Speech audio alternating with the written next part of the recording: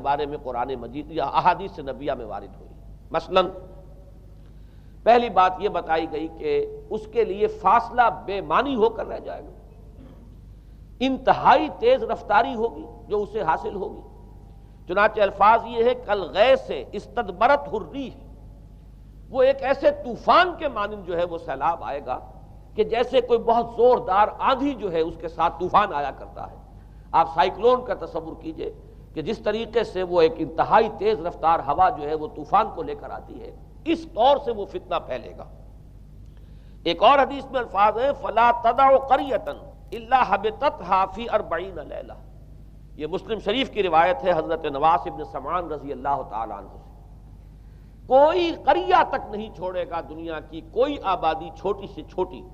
جس میں وہ نہیں پہنچ جائے گا 40 دن کے اندر اندر۔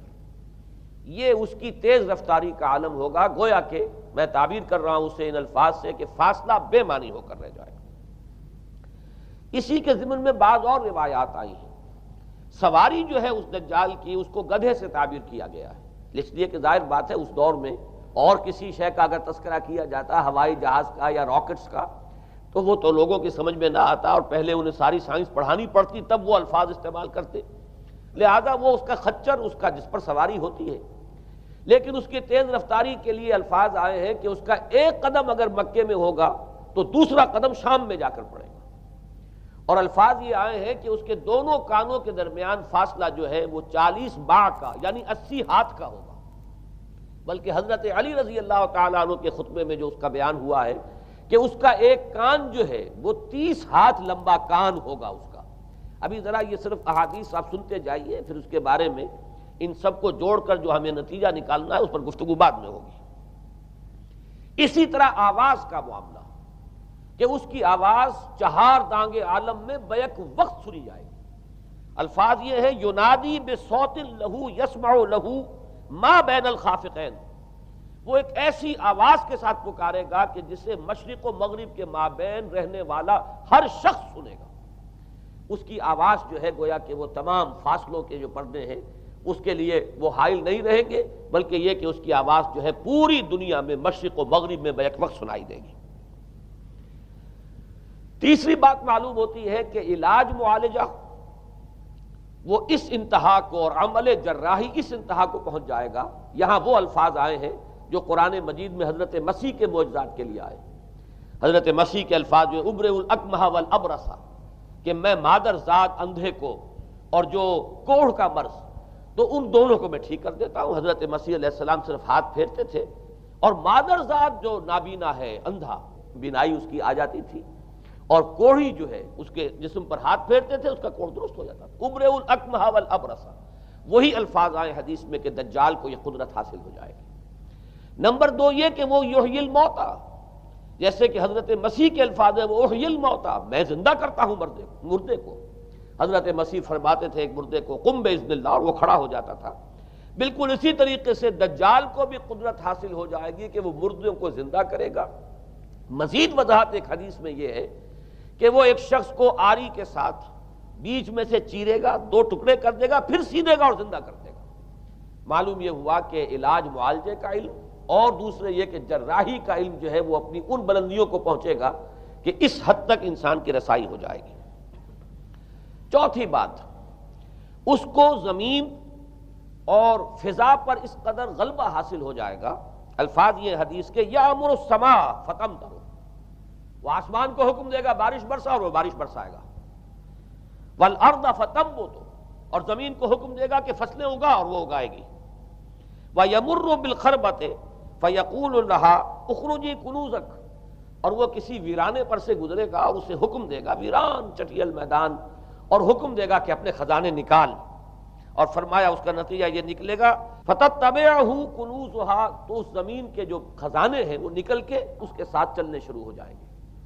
زمین پر قدرت، فضا پر قدرت، بارش کا حکم ہوگا وہ بارش ہو جائے گی، آسمان بارش برسائے گا، زمین اپنے خزانے اگل دے گی۔ 5ویں بات، وَيُبْعَثُ مَعَهُ الشَّيَاطِينُ عَلَى صُورَةِ مَن مَاتَ، اس کے ساتھ کچھ ایسے شیاطین مبعوث ہوں گے کہ جو ان صورتوں کو اختیار کریں گے ان لوگوں کی جو مر چکے، من الآباء والامہات والمعارف، جو آبا و اجداد اور مائیں اور دادیاں اور جو بھی جان پہچان والے لوگ ہیں جو فوت ہو چکے ہوں گے، وہ ان کی صورت اختیار کریں گے، فَتَأْتِيَ أَحَدَهُمْ فَيَقُولُ أَلَسْتُ فُلَانًا أَلَسْتَ تَعْرِفُنِي، پھر وہ آئے گا اور وہ شیاطین آئیں گے اور انسان سے کسی سے بات کریں گے، کیا تم مجھے نہیں پہچانتے؟ کیا میں تمہارا فلاں رشتہ دار نہیں ہوں؟ اپنی نشانیاں بیان کریں گے اور لوگ پہچانیں گے۔ یہ وہ احادیث ہیں کہ جن کا جو نتیجہ نکلتا ہے اب اس کو پہچان لیجئے۔ وہ نتیجہ یہ ہے کہ حضور صلی اللہ علیہ وسلم نے دجالی فتنے کے جو اوصاف بیان کیے یا جو علامات بیان کی، ان کا حاصل یہ ہے کہ سائنس اور ٹیکنالوجی کی وہ بلندیاں انسان کو حاصل ہو جائیں گی کہ جو چیزیں کبھی رسولوں کے معجزوں سے ظہور پذیر ہوتی تھیں، وہ قوانین طبیعہ پر تصرف کے باعث خود انسان کرنے لگے گا۔ یہ ہے در حقیقت حاصل۔ چنانچہ آج آپ دیکھیے وہ جو اس کا گدھا ہے وہ ہمارے آج کل کے ہوائی جہاز ہے، اور آپ کو معلوم ہے کہ یہ رڈار جو ہیں ان کے ہوائی جہازوں کے، یہ بالکل اینڈز پر ہوتے ہیں ان کے بازوؤں پر، اور یہی ان کے کان ہیں، انہی سے انہیں وہ معلومات حاصل ہوتی ہیں۔ خود ان کی لمبائی چوڑائی جو ہے وہ کتنی ہے، اور پھر یہ کہ ان کے درمیان فصل جو ہے وہ 80 ہاتھ کا یا 40 باہ کا وہ موجود ہے، اور جہاز کی ایک اڑان اب تو کہیں بات پہنچ گئی کہ آپ کو معلوم ہے کہ پوری دنیا کے گرد بھی ایک جہاز جو ہے وہ چکر لگا لیتا ہے چند گھنٹوں کے اندر۔ لیکن یہ ہے کہ عام جو رفتار ہے اس میں بھی ایک پڑاؤ سے دوسرے پڑاؤ تک، ایک جگہ سے جس کو ہاپ کرنا کہتے ہیں، یہ بھی کم سے کم 500-700 میل کا عام طور پر سفر جو ہے وہ جہاز طے کر رہا ہے۔ اسی طریقے سے ہماری جو سائنس کی، خاص طور پر جو طبی سائنس ہے، اب اس میں جس طریقے سے کہ زندہ رکھا جاتا ہے انسانوں کو، اور وہ ویجیٹیبل چاہے کہا گیا ہے ان کو ہیومن ویجیٹیبلز، لیکن یہ کہ دل کی دھڑکن بھی چلائے جا رہے ہیں، خوراک بھی پہنچا رہے ہیں، آدمی جو ہے وہ زندہ سال ہر سال تک زندہ پڑا رہتا ہے۔ اور یہ کہ سرجری بعض جانوروں پر تو یہ بات ہو چکی ہے کہ کاٹے گئے ہیں اور پھر ان کو سی دیا گیا ہے، جوڑ دیا گیا ہے۔ یہ تمام جو بھی معجزے ہیں اس وقت سائنس دکھا رہی ہے۔ اسی طرح اگر یہ معجزہ دیکھنا ہو کہ زمین لق و دق زمین، جہاں کہیں کوئی آثار نہیں تھے کسی ایک پتے تک کے اگنے کے، اگر وہاں لہلہاتے ہوئے آپ کو چمن دیکھنے ہو، تو ویسے سب سے پہلے تو یہ معاملہ ہوا تھا اسرائیل نے جو کر کے دکھایا تھا، لیکن اب تو آپ ابو ظبی چلے جائیے، سعودی عرب میں چلے جائیے۔ سعودی عرب کے اندر حال یہ ہے کہ آپ اگر ہوائی جہاز سے سفر کریں ریاض سے جدہ تک، تو آپ کو جگہ جگہ بڑے سرکولر پیچز نظر آئیں گے جہاز سے، نہایت گرین، اور اس کے اندر جو ہے آرٹیفیشل اریگیشن کے ذریعے سے، اور بہت عمدہ وہاں کاشت ہو رہی ہے، اور بہت خوبصورت فارمز جو ہیں وہ تمام کے تمام سرکولر پیچز، اس لیے کہ جو اریگیشن ہوتی ہے وہ ان ویلز کے ذریعے سے ہوتی ہے کہ جو ایک سرکل میں چلتے ہیں، اور پانی کی وہ آرٹیفیشل بارش جو ہے وہ ہوتی رہتی ہے۔ باقی یہ کہ فضا سے آرٹیفیشل رین، یہ تو بہت ہی سادہ سی بات ہے کہ فضا کے اندر ایٹماسفیرک کنڈیشنز کو ذرا تبدیل کیا جائے تو بارش آ جاتی ہے۔ اور باقی رہ گیا آواز کا یہاں سے وہاں جانا، وہ تو آواز ہی نہیں، اب تو آپ صورتیں دیکھ رہے ہیں۔ آپ کو نیو یارک میں بیٹھا ہوا خطاب کرے، آپ پوری دنیا کے اندر جہاں چاہیں، وہ آل ورلڈ اینٹینا آپ کے پاس صرف ہونا چاہیے۔ باقی یہ کہ آپ دنیا کے کسی بھی گوشے میں بیٹھے ہوئے کسی شخص کا خطاب یہ وہ سن سکتے ہیں۔ تو معلوم یہ ہوا کہ در حقیقت یہ جو دجالی فتنہ ہے، یہ جس کے اوصاف جو بیان کیے گئے، ابھی میں اس کو لفظ فتنہ سے تعبیر نہیں کر رہا، اسے جس چیز نے فتنہ بنایا وہ ابھی میں آپ سے عرض کروں گا،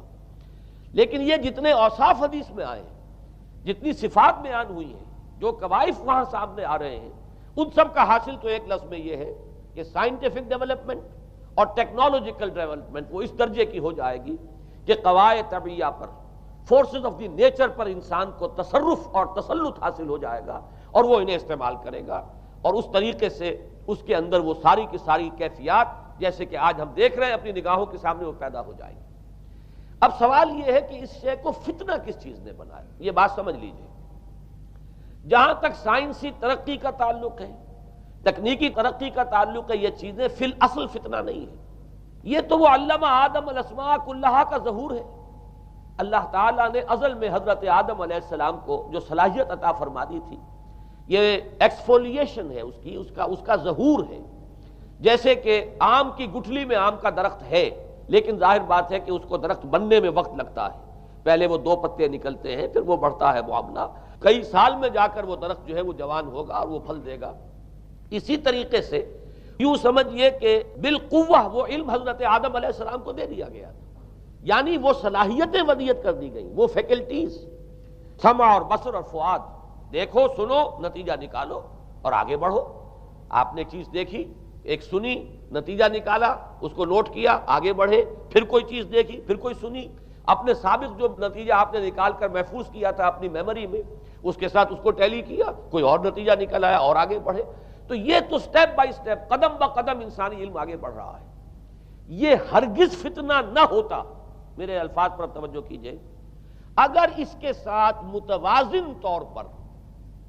ایمان اور روحانیت کا ارتقا بھی ہوتا رہتا،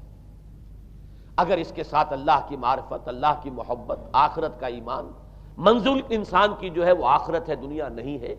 اگر یہ چیزیں ساتھ کے ساتھ ہوتی تو یہ ہرگز فتنہ نہیں۔ فتنہ در حقیقت اسے جس نے بنایا ہے وہ یہ ہے کہ کچھ ایسے اسباب ہوئے ہیں، اور وہ اسباب آج مجھے بیان کرنے کہ در حقیقت موجودہ عیسائیت اس کا سب سے بڑا سبب ہے۔ اس کے نتیجے میں ایک بہت بڑا گیپ ہے، اپالنگ گیپ ہے، بڑا مہیب خلا ہے، بڑی وسیع خلیج ہے جو حائل ہو چکی ہے کہ ایمان اور روحانیت ختم ہوتے چلے گئے، اور یہ ٹیکنیکل اور سائنٹیفک ڈیولپمنٹ بڑھتی چلی گئی۔ ان دونوں کے درمیان جو مہیب خلا پیدا ہوا ہے اس نے اسے فتنہ بنا دیا ہے، اور عظیم ترین فتنہ بنا دیا ہے۔ ورنہ اگر اس کے ساتھ ہی اللہ پر ایمان، آخرت پر ایمان، اور انسان کے اندر ایمانی کیفیات، اس کی روحانی کیفیات اگر یہ بھی برقرار رہتی، بلکہ اس کے ساتھ متوازن طور پر ان کو ترقی کرنا چاہیے تھی، تو یہ ہرگز فتنہ نہیں ہے۔ تو پہلی بات یہ سمجھ لیجئے کہ اگرچہ دجالی فتنے کے جو صفات، اس کے اوصاف، اس کی علامات، اس کے مظاہر جو بھی حدیث کے ذریعے سے ہمیں معلوم ہے، جس کا میں نے ابھی آپ کے سامنے تذکرہ کیا، وہ سب در حقیقت تعبیر ہے اس دور کا جو محاورہ ہے، اس دور کی جو زبان ہے، اس دور میں جن الفاظ سے گفتگو کی جا سکتی تھی، اس دور کے ایڈیم میں آج کی جو سائنٹیفک اور ٹیکنالوجیکل ترقی ہے، گویا کہ اس کی تعبیر کی گئی ہے کہ وہ دجالی فتنہ ہوگا۔ لیکن اس شے کو فتنہ بنانے والی شے در حقیقت یہ ہے کہ ایک بہت بڑی خلیج حائل ہو چکی ہے ایمان اور روحانیت، اور دوسری طرف سائنٹیفک اور ٹیکنالوجیکل ڈیولپمنٹ میں ان دونوں کے درمیان اتنا بعد اور فصل پیدا ہو گیا ہے کہ جس کی وجہ سے اس نے فتنے کی شکل اختیار کی۔